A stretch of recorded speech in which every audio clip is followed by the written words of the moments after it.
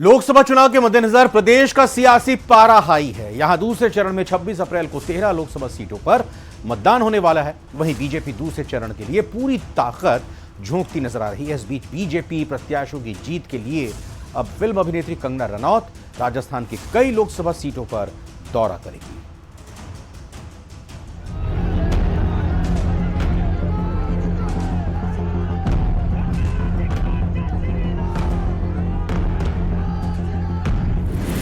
सियासी संग्राम में कंगना का प्रचार। 2 दिन के प्रदेश दौरे पर कंगना पार्टी प्रत्याशियों के पक्ष में करेंगी प्रचार। दूसरे चरण के मतदान की तारीख जैसे जैसे नजदीक आ रही है, वैसे वैसे नेताओं के प्रचार का सिलसिला भी रफ्तार पकड़ रहा है। केंद्रीय मंत्रियों के अलावा राज्यों के मुख्यमंत्री भी प्रदेश में प्रचार के लिए आ रहे। इसी कड़ी में अब फिल्म अभिनेत्री कंगना रनौत और हिमाचल प्रदेश के मंडी से बीजेपी उम्मीदवार कंगना रनौत प्रदेश दौरे पर आ रही हैं, जहां वो बीजेपी प्रत्याशियों के लिए रोड शो करेंगी। राष्ट्रवादी नेत्री और मंडी से भारतीय जनता पार्टी की प्रत्याशी कंगना रनौत जोधपुर में हमारे लोकसभा प्रत्याशी गजेंद्र सिंह जी शेखावत के समर्थन में एक रोड शो का आयोजन होने वाला है।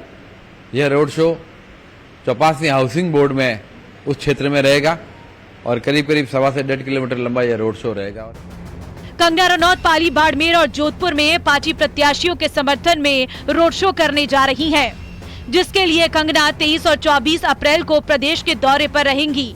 23 अप्रैल को वो पाली लोकसभा क्षेत्र में बीजेपी उम्मीदवार पीपी चौधरी के पक्ष में रोड शो करेंगी। ये रोड शो दोपहर 3 बजे होगा। 23 अप्रैल को शाम 7 बजे बीजेपी के जोधपुर से उम्मीदवार गजेंद्र सिंह शेखावत के समर्थन में रोड शो करेगी और इसी के साथ ही 24 अप्रैल को बाड़मेर में बीजेपी प्रत्याशी कैलाश चौधरी के समर्थन में जनता से वोट की अपील करेंगी।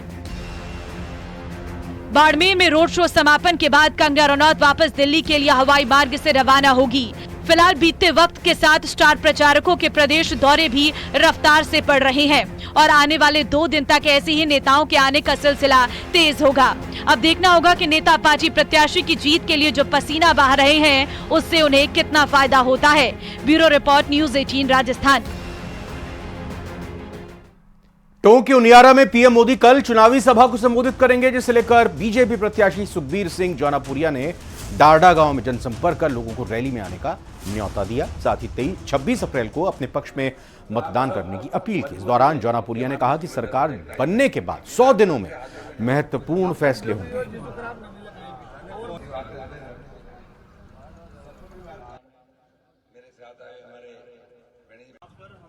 पहले 100 दिन सरकार वो फैसले लेगी कि जो इतिहास में कभी किसी ने लिए। मैं समझता हूँ अभी हमें और कुछ करने की जरूरत है नहीं। हमारा सबका मकसद, हमारे प्रधान का मकसद सिर्फ यही है कि जिस हिसाब से अभी हमें पीने के पानी की व्यवस्था अभी जब ERC लागू होगी, अभी ये हो जाएगा तो ERC के लिए 50,000 करोड़ रुपये, 50,000 करोड़ हम प्रधानमंत्री दे रहे हैं। बीजेपी के राजस्थान के पूर्व प्रदेशाध्यक्ष सतीश पूनिया ने न्यूज 18 से खास बात में सभी 25 सीटें राजस्थान में जीतने का दावा किया, तो वहीं कांग्रेस पर निशाना भी साधा। न्यूज 18 देख रहे हैं आप और आपके साथ हूं मैं लखवीर सिंह शेखावत। लोकसभा चुनाव के सियासी रण में एक और जहां प्रत्याशी अपनी जीत दर्ज करने के लिए दिन रात मेहनत कर रहे हैं, तो वहीं विभिन्न राजनीतिक दलों के कई दिग्गज राजनेता अपनी पार्टी को जीत दिलवाने के लिए पर्दे के पीछे लगातार काम कर रहे हैं। ऐसे में संगठनकर्ता की बात हो और हम भारतीय जनता पार्टी के पूर्व प्रदेश अध्यक्ष सतीश पूनिया से बात ना करें, ऐसा हो नहीं सकता। सतीश जी, आपका स्वागत है। जी धन्यवाद। मैं आपसे जानना चाहूंगा कि लोकसभा चुनाव का रण है और भारतीय जनता पार्टी जो कि राजस्थान में पिछले 2 बार के लोकसभा चुनाव में 25 की 25 सीट दर्ज करती आई है, इस बार किस प्रकार का मिजाज नजर आ रहा है?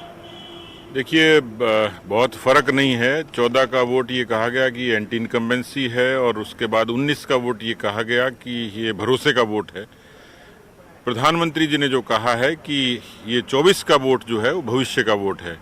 मुझे लगता है कि भारतीय जनता पार्टी, एनडीए और प्रधानमंत्री ने जो प्राथमिकताएं तय की हैं, उनकी कोशिश है कि एक मजबूत लोकतंत्र के लिए एक स्थायी सरकार चाहिए और स्थायी सरकार को देने में सक्षम कोई है तो भारतीय जनता पार्टी, एनडीए और मोदी खुद हैं की। तो कुल मिलाकर पिछले 5 साल में जो कांग्रेस की सरकार थी तो उसके खिलाफ भी एक एंटी इनकम्बेंसी थी, जिसकी परिणति ये हुई कि वो सत्ता से बाहर हो गए। महज 100 दिन में जो कमिटमेंट किया भजनलाल जी की सरकार ने, वो चाहे पेपर लीक हो, चाहे पेट्रोल डीजल के वैट को कम करने की बात हो, चाहे ईआरसीपी हो और चाहे यमुना जल समझौता हो, ये 4 बड़े फैक्टर थे जिससे लोगों में एक भरोसा पैदा हुआ कि कम समय में राजस्थान की सरकार ने डबल इंजन की भावना को साकार करते हुए मोदी की सरकार से उस इंजन ने वेवलेंथ बनाई। और इसलिए ये स्वाभाविक मुद्दे हैं कि जिन मुद्दों के आधार पर बीजेपी जनता के बीच में जा रही है, उससे ये पता लगता है कि जैसे राजस्थान में भी कांग्रेस पार्टी नैतिक रूप से हार चुकी, उनके बड़े लोग चुनाव लड़ने से परहेज कर रहे थे। नहीं तो लोगों का एक धारणा थी कि इनके मजबूत लोग और अभी वक्त हुआ एक छोटे से ब्रेक का, लौटकर तुरंत आते हैं।